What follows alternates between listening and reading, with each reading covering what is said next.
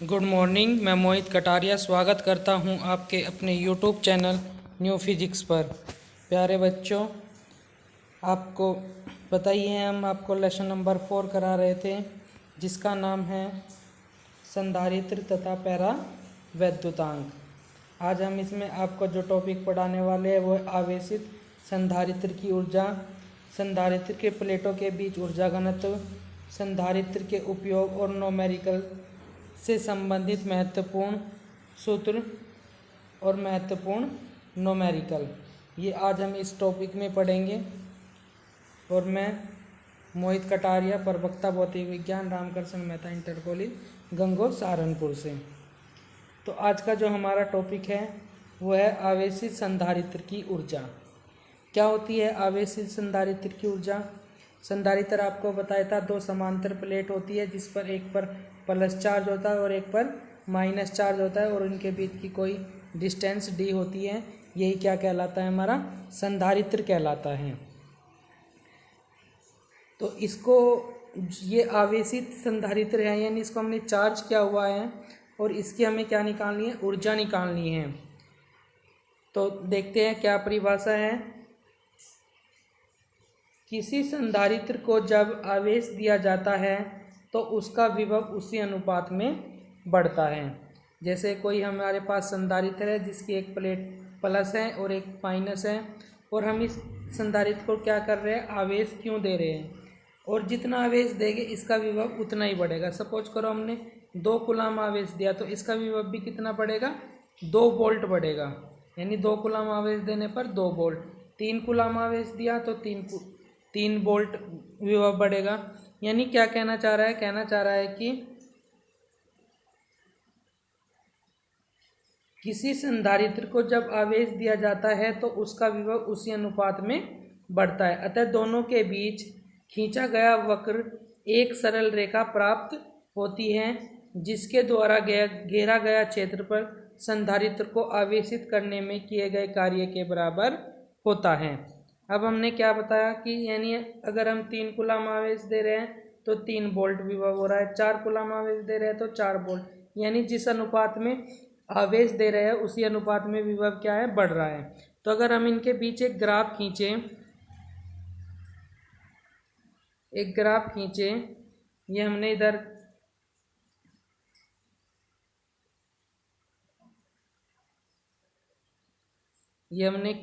क्यों ले लिया आवेश, और इधर हमने क्या ले लिया? विभव। हमने आवेश को कितना करा? 2 करा। इधर भी वोल्ट कितना आया? 2। इधर हमने आवेश कितना करा? 3। इधर भी वोल्ट कितना आया? 3। तो जैसे हम इनको डॉटेड ऐसे मिलाएंगे, देखो एक पॉइंट यहाँ बन गया है और इसका एक पॉइंट यहाँ। तो अगर हम इसमें ऐसे रेखा खींचेंगे तो ये क्या हो जाएगी? एक सरल रेखा प्राप्त होगी और इसके घेरा गया क्षेत्रफल, ये इतना क्षेत्रफल घेरा, तो ये जो त्रिभुज बना ये इतना, जितना ये क्षेत्रफल होगा वही उसके क्या होगा? कार्य के बराबर होगा। तो क्या लिखा हुआ है? Work done in charge capacitor is equal to energy of capacitor, यानी जो किया गया कार्य होगा वही क्या कहलाएगी? कैपेसिटर की ऊर्जा कहलाएगी। कैपेसिटर यानी संधारित्र की ऊर्जा। संधारित्र को आवेशित करने में जितना कार्य करा गया वही क्या है? संधारित्र की ऊर्जा। और वो कैसे निकलेगी? U बराबर एरिया कवरिंग बाई कर्व, यानी कर्व जितना एरिया कवर करेगी वही उसकी क्या होगी? ऊर्जा होगी। और एरिया कितना कवर कर रखा? त्रिभुज के क्षेत्रफल, देखो ये OBC एक त्रिभुज बन गया, तो इतना ही एरिया क्या कर रखा है? कवर कर रखा है। तो जो अगर हम ये एरिया निकाल लें, जितना ये एरिया होगा वही क्या होगा? किया गया कार्य होगा, और किया गया कार्य कोई किसके बराबर होती है? ऊर्जा के। तो अगर हम इस त्रिभुज का एरिया निकाल लें तो त्रिभुज का एरिया क्या होता है? 1/2 आधार गुना ऊंचाई गुना 1/2 आधार गुना ऊंचाई। तो 1/2 आधार कितना है हमारा? क्यों। ऊंचाई कितनी है? V। तो हमने मान रख दिया 1/2 क्यों इंटू एक फॉर्मूला तो बन गया हमारा U बराबर 1/Q इंटू V, ये एक ऊर्जा होगी। और हम जानते हैं कि V बराबर Q/C होता है, तो हमने यहाँ पर V का मान रख दिया Q/C। तो ऊर्जा का एक मान आ गया U बराबर 1/2 Q²/C। फिर यहाँ से हमने Q का मान निकाल लिया तो ये आ जाएगा C × V। Q का मान रख दिया तो एक ऊर्जा हमारे पास क्या आ जाएगी U बराबर 1/2 CV²। तो ये थी हमारी किसी आवेशित संधारित्र की ऊर्जा। बस आपको इतना ध्यान रखना है कि जितना आवेश हम देंगे उतने ही अनुपात में विभव बढ़ेगा और इनके बीच एक सरल रेखा प्राप्त होगी और जितना क्षेत्रफल वे घेर लेगी। देखो यहाँ तक हमने इसमें यहाँ तक रेखा प्राप्त हुई तो हमने यहाँ इसको नीचे मिला दिया तो इतना एरिया इन्होंने कवर किया। जो अगर हम ये एरिया का क्षेत्रफल निकाल ले तो हमें क्या मिल जाएगा, किया गया कार्य मिल जाएगा, वर्क डन मिल जाएगा और वर्क डन ही कहीं में कन्वर्ट हो जाता है ऊर्जा में। तो यही क्या हो जाएगी, संधारित्र की ऊर्जा हो जाएगी। वेरी सिंपल न्यूमेरिक डेरिवेशन और कई बार यूपी बोर्ड में ये आया हुआ है तो आप इसको अच्छे से कर लेंगे। नेक्स्ट टॉपिक है हमारा संधारित्र के प्लेटों के बीच विद्युत क्षेत्र में ऊर्जा। संधारित्र की प्लेटों के बीच विद्युत क्षेत्र में ऊर्जा घनत्व यानी इंग्लिश में बोलते हैं इसको एनर्जी डेंसिटी। एनर्जी डेंसिटी ऊर्जा घनत्व क्या होता है, मैं सिंपल भाषा में आपको बता देता हूँ। सबसे पहले ऊर्जा घनत्व क्या होता है। ऊर्जा घनत्व, कोई भी हमारे पास ऊर्जा है, कैपिटल U ऊर्जा है हमारे पास, कोई भी ऊर्जा हो उसको अगर हम आयतन से भाग कर दें, ऊर्जा को कहीं से भाग कर दें, आयतन से भाग कर दें तो वो हमारी ऊर्जा घनत्व बन जाती है और उसको हम स्मॉल u से प्रदर्शित करते हैं। तो ऊर्जा घनत्व समझे क्या है कि किसी भी ऊर्जा को आयतन से क्या कर दें, भाग कर दें तो आयतन से भाग करने पर जो हमें राशि प्राप्त होगी वही क्या कहलाएगी, ऊर्जा घनत्व कहलाएगी। और इसको हम किससे रिप्रेजेंट करेंगे, स्मॉल u से प्रेजेंट करेंगे। तो हमें स्मॉल u का मान निकालना है किसके लिए, संधारित्र के लिए, यानी संधारित्र के प्लेटों के बीच विद्युत क्षेत्र में ऊर्जा घनत्व हमें निकालना है। तो हम यहाँ से लेकर चलेंगे, माना कि समांतर प्लेट वायु संधारित्र की प्रत्येक आवेश प्लेट का क्षेत्रफल a है तथा प्लेटों के बीच की दूरी स्मॉल d है तथा संधारित्र की धारिता। तो हमने आपको एक डेरिवेशन कराया था संधारित्र की धारिता निकालने के लिए, तो उसके लिए संधारित्र की धारिता कितनी निकल के आई थी, C बराबर ε0A/d। ε0 क्या है, निर्वात की विद्युतशीलता, ये हमने बता दिया प्लेटों का क्षेत्रफल है, जो ये प्लेट है इनका क्षेत्रफल, और d क्या इन प्लेटों के बीच की दूरी है।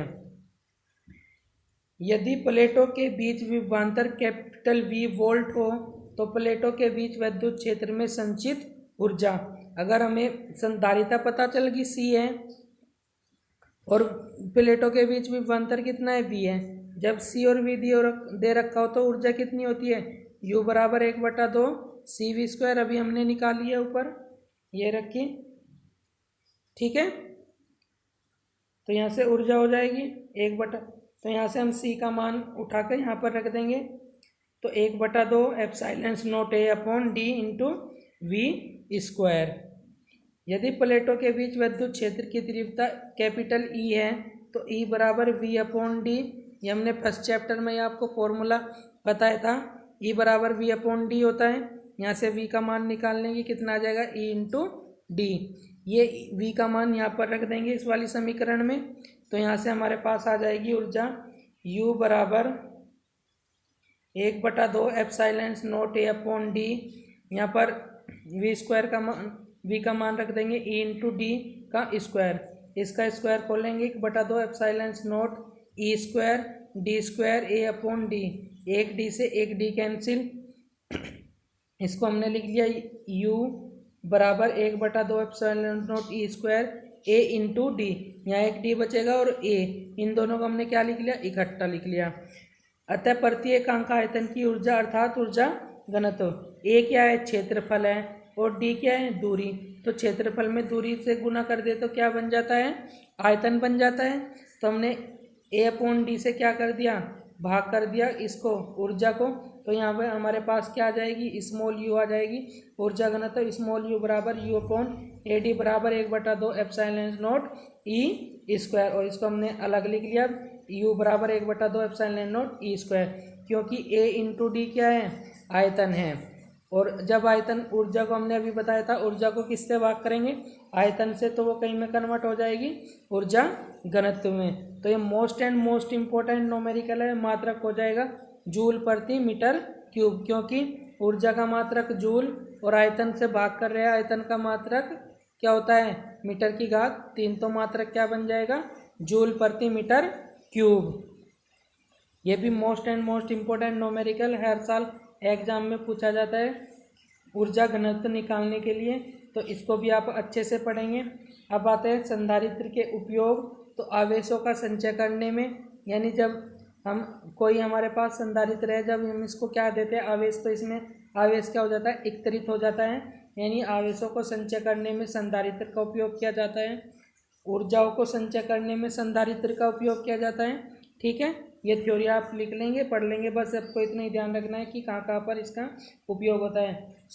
आवेशों को संचय करने में, ऊर्जा को संचय करने में इसका क्या होता है, उपयोग होता है किसका, संधारित्र का। लेसन नंबर 4, महत्वपूर्ण सूत्र वैद्युत धारिता। वैद्युत धारिता का फॉर्मूला डायरेक्ट हमने आपको निकलवाया था, C बराबर Q/V। यहीं से 3 फॉर्मूले और बन सकते हैं, क्या क्या, यहाँ से हम V का मान निकाल सकते हैं, क्या, Q/C, Q का मान निकाल सकते हैं C/V, तो इससे 2 फॉर्मूले और बन सकते हैं, तो ये आप पढ़ लेंगे।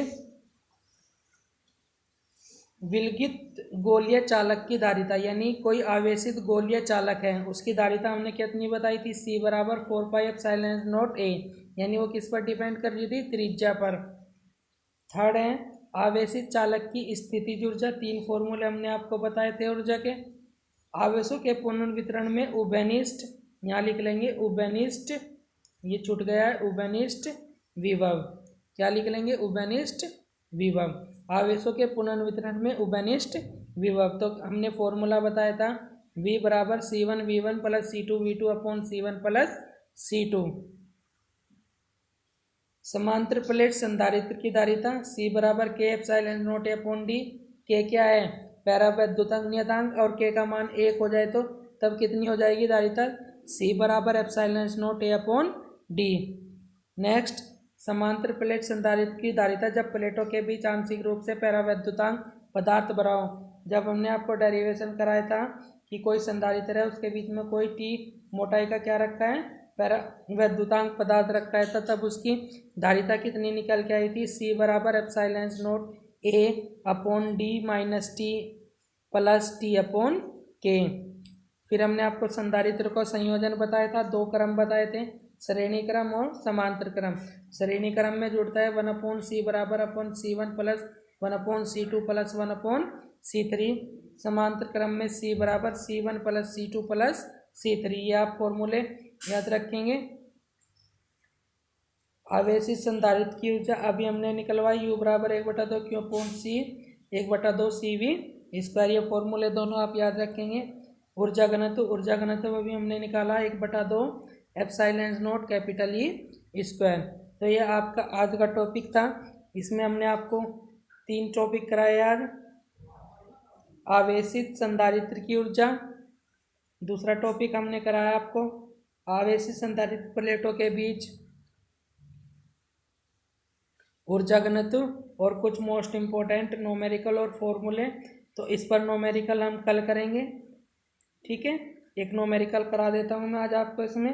पहला न्यूमेरिकल क्या कह रहा है कि एक गोलाकार चालक की धारिता 1 पिकोफैराड है, इसकी त्रिज्या ज्ञात कीजिए। तो हम जानते हैं कि गोलीय चालक की धारिता क्या होती है, C बराबर 4πε0A।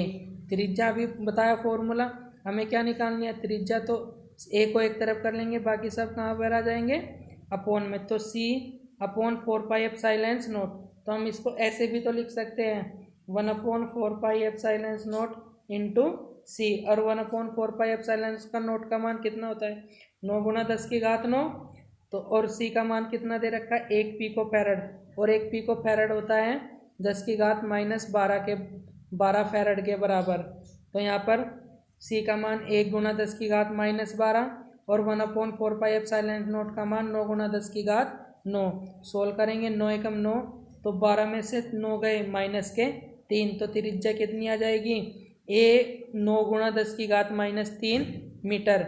अगर हम इसको मिलीमीटर में कन्वर्ट करना चाहे तो ए बराबर, क्योंकि 10 की घात कितना होता है, मिली होता है, तो इसको हम क्या लिख सकते हैं, 9 मिलीमीटर भी लिख सकते हैं।